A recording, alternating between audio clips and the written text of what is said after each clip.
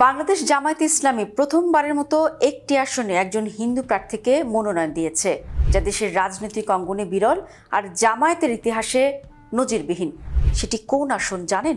সেটি হলো খুলনার এক আসন, দাকোপ ও বটিয়াঘাটা ইউনিয়ন নিয়ে এই আসন। এখানে সনাতন ধর্মাবলম্বী কৃষ্ণ নন্দীকে প্রার্থী করে দাবার চাল দিয়েছে জামায়াত।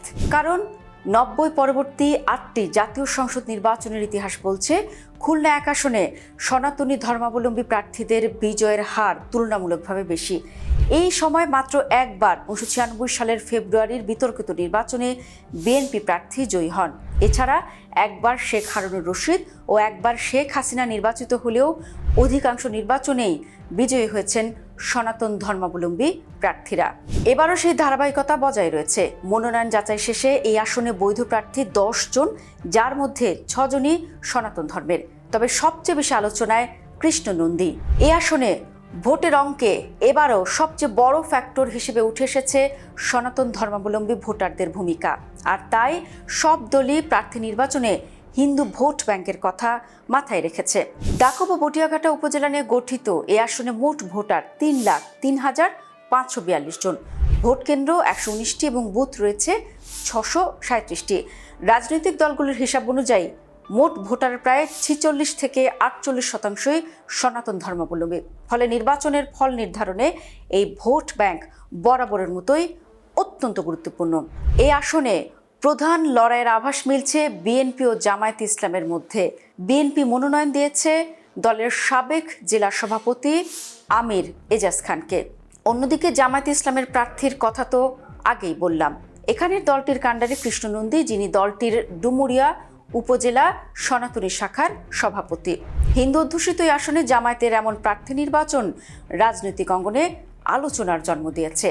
রাজনৈতিক বিশ্লেষকদের মতে সনাতনী ভোট ভাগাভাগির সমীকরণ বদলাতেই এই কৌশল নিয়েছে দলটি। এটা তো দোষের কিছু নয়। গুরুত্বপূর্ণ আসন হাতিয়ে নিতে জামায়াত না হয় একটু তাদের দলের কৌশলী বদলে ফেলেছে। তবে বিএনপি এই আসনে 8 ঘাট বেঁধে নেমেছে। এখানে বিএনপি প্রার্থী আমির এজাজ খান 5 বার জাতীয় সংসদ নির্বাচনে অংশ নেওয়ার অভিজ্ঞতা নিয়ে মাঠে নেমেছেন। তার দাবি প্রতিটি নির্বাচনে বিএনপির ভোট বেড়েছে এবং এবার মানুষ পরিবর্তনের পক্ষে ঐক্যবদ্ধ হচ্ছে। তবে তার সংকট হলো দলীয় কোন্দল। প্রথম দফা মনোনয়নে আসনটিতে কাউকে মনোনয়ন দেয়নি বিএনপি। দলীয় কোন্দলের কারণে এখানে তারেক রহমান বা জুবাইদা রহমান নির্বাচন করতে পারেন বলে শোনা যাচ্ছিল। শেষে আমির এজাজকে নমিনেশন দিলে বিক্ষোভ করে দলের নেতারা। বিএনপি নেতা জিয়াউর রহমান পাপুলের পক্ষে আছে দলের একটা বড় অংশ। এছাড়া ছাত্র দলের সাবেক সহসভাপতি পার্থদেব মণ্ডলও মনোনয়ন প্রত্যাশী ছিলেন। বিএনপি ও জামায়াত দুই প্রার্থী নিজেদের পক্ষে জনসমর্থন থাকার দাবি করেছেন। বিএনপি প্রার্থী আমির এজাজ খান বলছেন, সব ধর্মের মানুষই আগের নির্বাচনগুলোতে প্রতারিত হয়েছে। সনাতন সম্প্রদায়ের মানুষও এখন পরিবর্তন চায়। নানা বিভ্রান্তি থাকলেও ভোটাররা ধানের শীষের পক্ষেই একজোট হচ্ছে। অন্যদিকে জামায়াত প্রার্থী কৃষ্ণ নন্দী বলেন, পরিবর্তনের রাজনীতির জন্য জামায়াতি বিকল্প। তিনি আরো বলেন, আনুষ্ঠানিক প্রচার না থাকলেও সাধারণ মানুষ স্বতঃস্ফূর্তভাবে কাজ করছে। শুধু হিন্দু নয়, সব শ্রেণীর মানুষের ভালোবাসা পাচ্ছি বলেও দাবি করেন নন্দী। এই আসনের অন্য প্রার্থীদের মধ্যে রয়েছেন সিপিবির কিশোর কুমার রায়, ইসলামী আন্দোলনের আবু সাইদ, সম অধিকার পার্টির সুব্রত মণ্ডল, খেলাফত মজলিসের ফিরোজুল ইসলাম, বাংলাদেশ মাইনরিটি জনতা পার্টির প্রবীর গোপাল রায়, স্বতন্ত্র প্রার্থী সুনীল শুভ রায়, জাতীয় পার্টির জাহাঙ্গীর হোসেন এবং জেএসটির প্রসেনজিৎ দত্ত। এদের মধ্যে কয়েকজনের রয়েছে আগের নির্বাচনে অংশগ্রহণের অভিজ্ঞতা। তবে এখানে জিততে হলে আসল চাবিকাঠি হলো সনাতনী ভোট ব্যাংক। সেদিক থেকে এগিয়ে জামায়াতের কৃষ্ণ নন্দী। অন্যদিকে দলীয় কোন্দলে কিছুটা পিছিয়ে বিএনপি।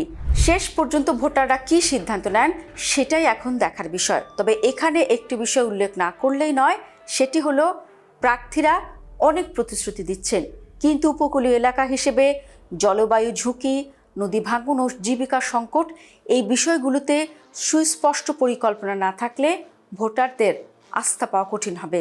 কারণ দিন শেষে সব ভোটার কিন্তু এলাকার উন্নয়নই চান।